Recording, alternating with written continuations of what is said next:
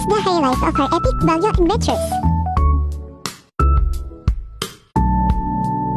We've had almost 6 hours travel time from Ilocos to Baguio due to rainy weather.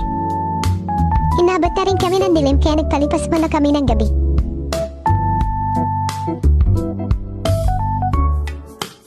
The next day, our first stop is Minesville Park.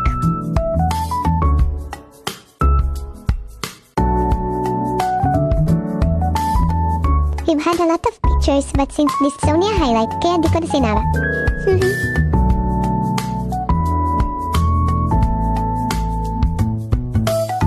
Our next stop is Wright Park. For only 50 pesos, pwede ka nang mag-rent itong Ingra traditional costume.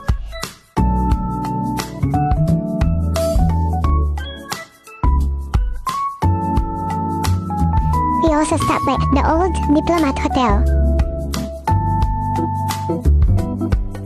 Then we went straight to the Igorot Stone Kingdom.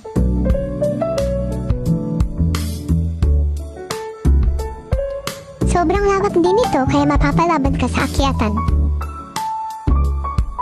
Our last stop for our first day tour is Burnham Park. Wherein famous ang kanilang boat riding. After nito, pumunta kami sa Session Road ng Baguio kasi wala kaming video.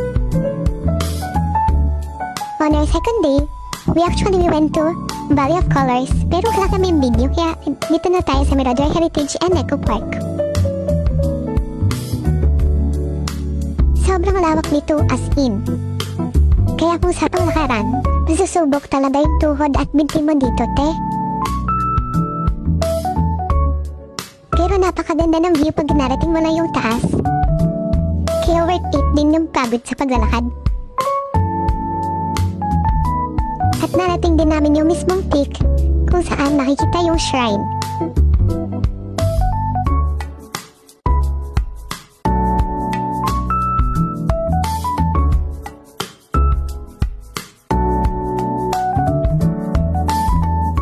After Mirador Heritage and Eco Park,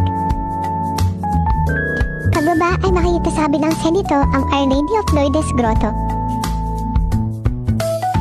Ngunit hindi na kami nag-video sa mismong grotto dahil ang lugar na iyon ay sagrado.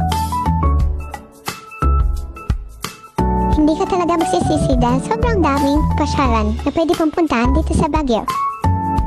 Kaya bumisita na rin kayo kasama ang inyong mga mahal sa buhay. Yun lang! See you on our next adventure! Bye!